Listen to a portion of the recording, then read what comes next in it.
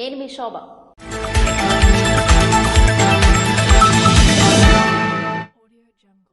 మంచి కార్యక్రమాలను విజయవంతంగా ప్రజలకు చేరవేయడమే ప్రజావారధి అని ఎచ్చెర్ల ఎమ్మెల్యే నడికుదుటి ఈశ్వరరావు పేర్కొన్నారు. రైలు మీద నుండి జారిపడి ఓ వ్యక్తికి తీవ్ర గాయాలు. జీసిగడం నుండి నరసింహపురం రైల్వే ట్రాక్ మీద నుండి ఓ వ్యక్తి పడి తీవ్ర గాయాల పాలయ్యాడు. జీసిగడం మండలం 108 సిబ్బంది ఈఎంటీ దాల్నాయుడు సతీష్ కుమార్, పైలట్ చిన్నలు ఇచ్చిన సమాచారం మేరకు జీసిగడం మండలం జీసిగడం నుండి నరసింహపురం రైల్వే ట్రాక్ మీద రైలు నుండి ఒరిస్సా గంజాం జిల్లాకు చెందిన హెన్నాగౌడ్ అనే వ్యక్తి జారిపడి తీవ్ర గాయాల పాలయ్యాడు. ఈ సంఘటన చూసిన రైల్వే ట్రాక్ మ్యాన్ 108కు సమాచారం అందించడం జరిగిందని తెలిపారు. సమాచారం తెలుసుకున్న వెంటనే సుమారు 3 కిలోమీటర్ల వరకు ట్రాక్ పై నుండి నడుచుకుని సంఘటనా స్థలానికి హుటాహుటిన చేరుకున్నారు. సంఘటనా స్థలం వద్ద స్థానికుల సహకారంతో క్షతగాత్రుడిని 108 వాహనం ఎక్కించి ప్రథమ చికిత్స చేశారు. ప్రథమ చికిత్స అనంతరం శ్రీకాకుళం రిమ్స్ హాస్పిటల్కి తరలించినట్లుగా వారు తెలియజేశారు. కేసు నమోదు చేసుకుని పోలీసులు దర్యాప్తు చేపట్టారు.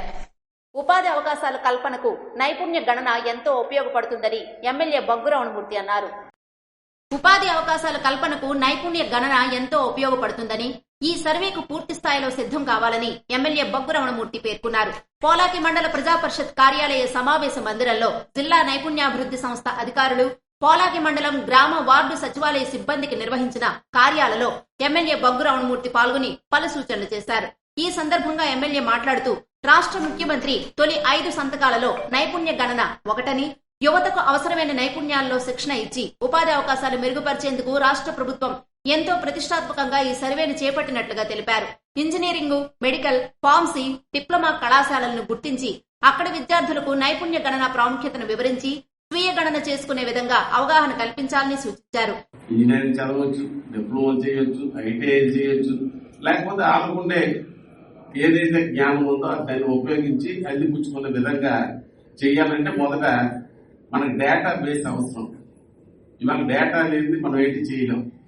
ఆ డేటాని సంపాదించి వాళ్ళ అభిరుచుల్ని ఏ రంగంలో వెళ్తారో ఆ అభిరుచుల్ని కలిపి మనం ఐడెంటిఫై చేస్తే ఈ వచ్చే అవకాశాలు వాళ్ళు అందిపుచ్చుకొని మరి వాళ్ళ ద్వారా ఆర్థిక పరిపుష్టిని పెంచుకోవడానికి, ఉపాధి అవకాశాలు పరిపుచ్చుకోవడానికి ఇది ఒక అవకాశంగా భావించి మరి మీ పైన ఈ గురుతరమైన బాధ్యత పెట్టారు.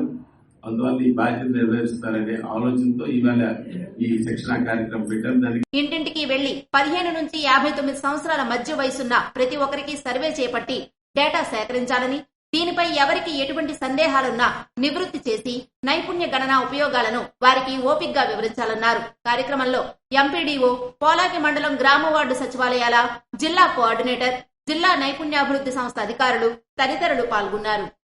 మత్స్యకారులను అన్ని విధాలుగా ఆదుకుంటామని శ్రీకాకుళం ఎమ్మెల్యే గొండు శంకర్ పేర్కొన్నారు. వలసలు నివారించి మత్స్యకారుల అభివృద్ధికి కట్టుబడి ఉన్నామని శ్రీకాకుళం ఎమ్మెల్యే గొండు శంకర్ పేర్కొన్నారు. రూరల్ మండలం సింగుపురం పంచాయతీ మామిడి వలసలో ఎమ్మెల్యే గొండు శంకర్ సోమవారం చేప పిల్లలను మత్స్యకారులకు పంపిణీ చేశారు. ఈ సందర్భంగా ఎమ్మెల్యే మాట్లాడుతూ మత్స్యకారులను ఆర్థికంగా బలోపేతం చేయడానికి 100% రాయితీపై చేపలు పంపిణీ చేస్తున్నట్లుగా వివరించారు. స్వదేశీ మత్స్య సహకార సంఘాలకు, పిఎంఎంఎస్వై సంఘాలకు ఈ చేప పిల్లలను పంపిణీ చేసినట్లుగా తెలిపారు. నియోజకవర్గంలో మత్స్యకారులను ఆదుకునేందుకు అనేక సంక్షేమ పథకాలను, అభివృద్ధి కార్యక్రమాలను, ప్రతిపాదనలు సిద్ధం చేస్తున్నట్లుగా తెలిపారు. ఈ క్రమంలో అధికారులు, టీడీపీ నాయకులు, కార్యకర్తలు అధిక సంఖ్యలో పాల్గొన్నారు. మీకోసం ప్రజా ఫిర్యాదుల పరిష్కార వ్యవస్థలో అర్జీల పరిష్కారానికి అత్యధిక ప్రాధాన్యత ఇవ్వాలని జిల్లా కలెక్టర్ స్వప్నిల్ దినకర్ అధికారులను ఆదేశించారు. సోమవారం జిల్లా పరిషత్ సమావేశ మందిరంలో ప్రజా సమస్యల పరిష్కార వేదిక మీకోసం కార్యక్రమం జిల్లా కలెక్టర్ స్వప్నిల్ దినకర్ అధ్యక్షతన నిర్వహించారు. ప్రజా సమస్యల పరిష్కార వేదిక కార్యక్రమంలో పాల్గొని ప్రజల నుంచి 204 అర్జీలను జిల్లా కలెక్టర్ స్వప్నిల్ దినకర్ తో పాటు జిల్లా రెవెన్యూ అధికారి వెంకటేశ్వరరావు, జిల్లా పరిషత్ సీఈఓ శ్రీధర్ రాజు, ఉప కలెక్టర్ అప్పారావు స్వీకరించారు. సంబంధిత అధికారులకు ఎండార్స్ చేసి పరిష్కారాలకి చర్యలు తీసుకోవాలని సూచించారు. ఈ సందర్భంగా జిల్లా కలెక్టర్ స్వప్నిల్ దినకర్ మాట్లాడుతూ రాష్ట్ర ముఖ్యమంత్రి పర్యటన విజయవంతం చేసినందుకు ప్రతి ఒక్కరికి అభినందనలు తెలుపుతూ సమన్వయంతో మంచి ఫలితాలు సాధించగలమని నిరూపించారని అన్నారు. అలాగే మండల స్థాయిలో ప్రతి సోమవారం నిర్వహిస్తున్న public grievance redressal system PGRS కార్యక్రమంలో కమిటీ సభ్యులు పాల్గొని సంబంధిత సమస్యలు సత్వరం పరిష్కరించేలా చర్యలు చేపట్టాలన్నారు. అలాగే ముఖ్యమంత్రి కార్యాలయం నుండి వచ్చిన దరఖాస్తులు పూర్తి స్థాయిలో పరిశీలించి పరిష్కారం చూపేలా చర్యలు చేపట్టాలన్నారు. ప్రజల సంక్షేమం కోసం అమలు చేస్తున్న వివిధ సంక్షేమ పథకాలు, రెవెన్యూ, పౌర సరఫరాల సేవలు, పేదలందరికీ ఇళ్ల పథకం కింద పట్టాల పంపిణీ, ఇళ్ల మంజూరు, పెన్షన్లు తదితర సమస్యల పరిష్కారానికి కలెక్టర్ వారి పవిత్ర కార్తీక మాసం మొదటి సోమవారం సందర్భంగా భక్తులు శ్రీముఖలింగేశ్వరుని దర్శించుకున్నారు.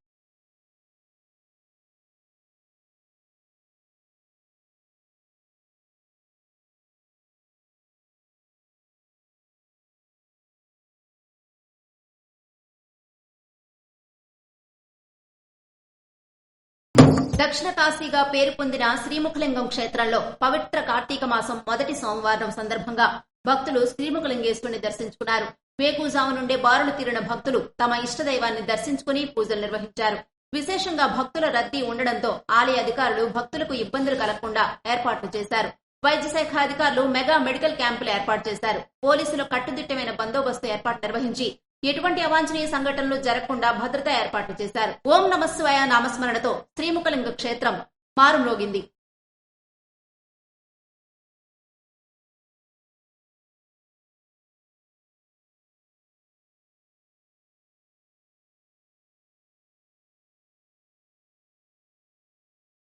జరిగిందని, దీనివల్ల సుమారు 15,000 మంది ఉద్యోగాలు కోల్పోయి వారి కుటుంబాలతో సహా రోడ్డున పడడం జరిగింది. కాబట్టి వెంటనే రాష్ట్ర ప్రభుత్వం వీరందరికీ ఉద్యోగ భద్రత కల్పించాల్సిందిగా సిపిఐ జిల్లా కార్యదర్శి గౌరవ అధ్యక్షులు చాపర వెంకటరమణ ప్రభుత్వాన్ని కోరారు.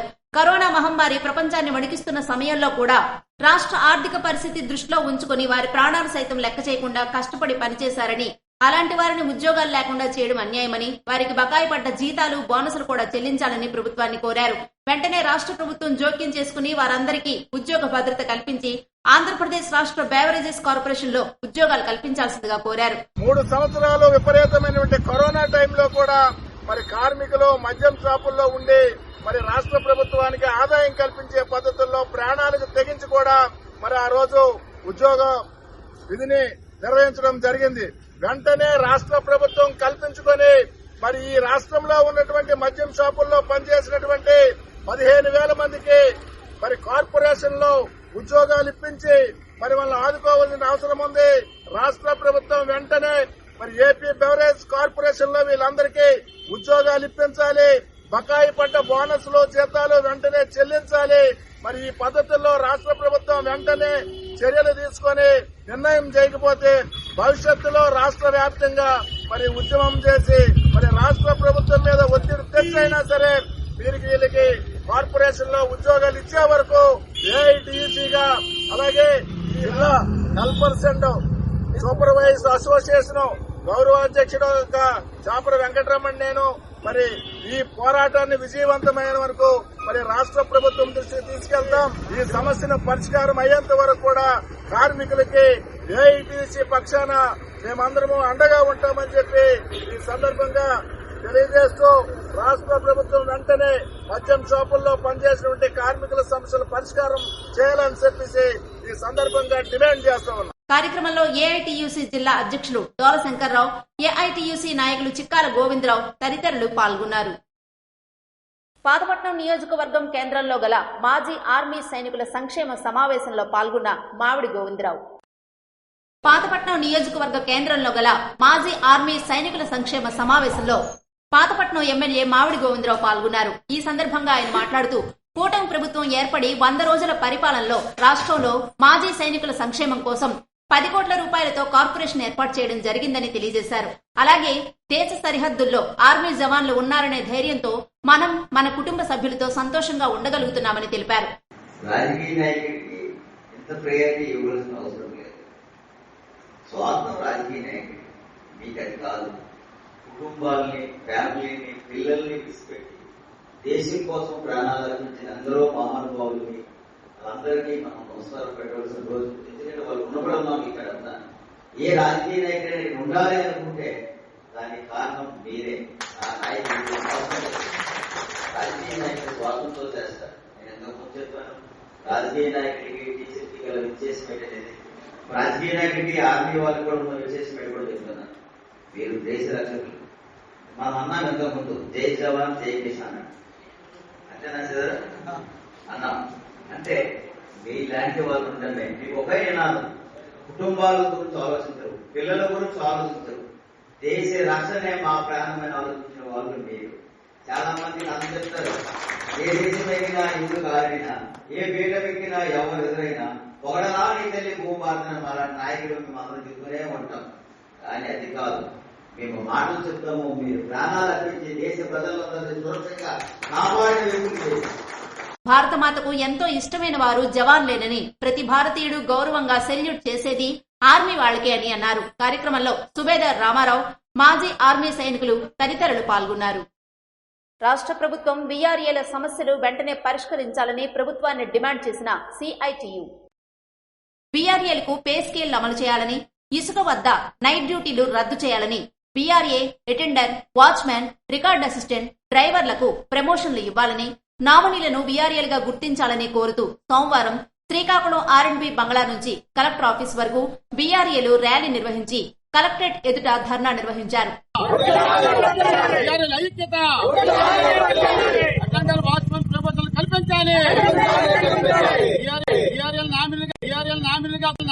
గుర్తించాలి, హామీలుగా ఉన్న వీఆర్ఎల్గా గుర్తించాలి.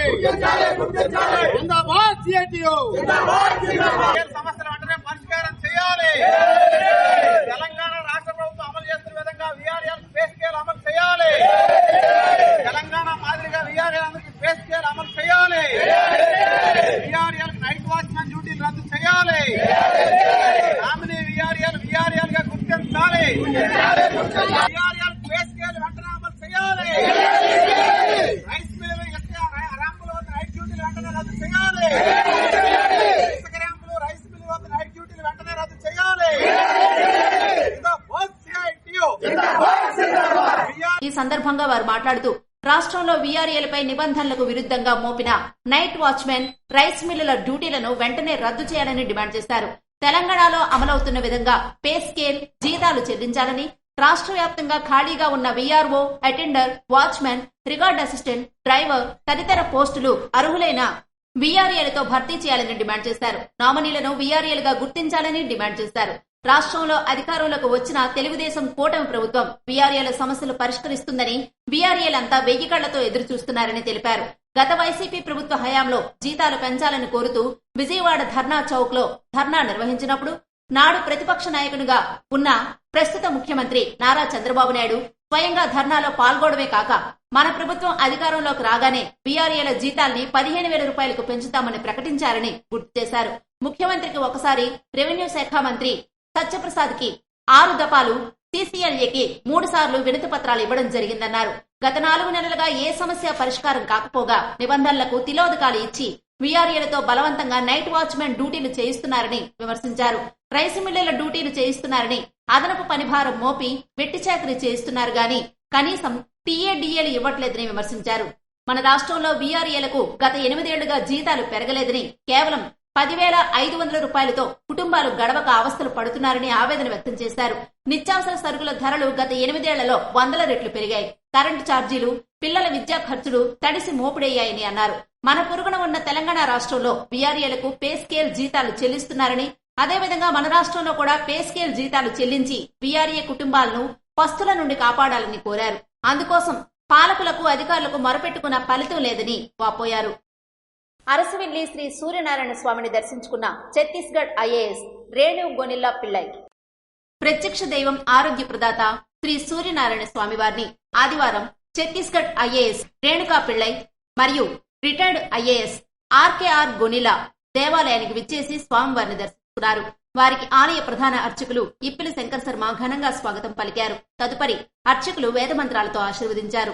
స్వామివారి ప్రసాదాలను మరియు స్వామివారి జ్ఞాపికను అర్చకులు అందజేశారని ఆలయ ఈవో ఎర్రంశెట్టి భద్రాజీ తెలిపారు. ఇవి ఈనాటి వార్తలు. మరిన్ని వార్తలతో మళ్లీ కలుద్దాం. చూస్తూనే ఉండండి SS న్యూస్.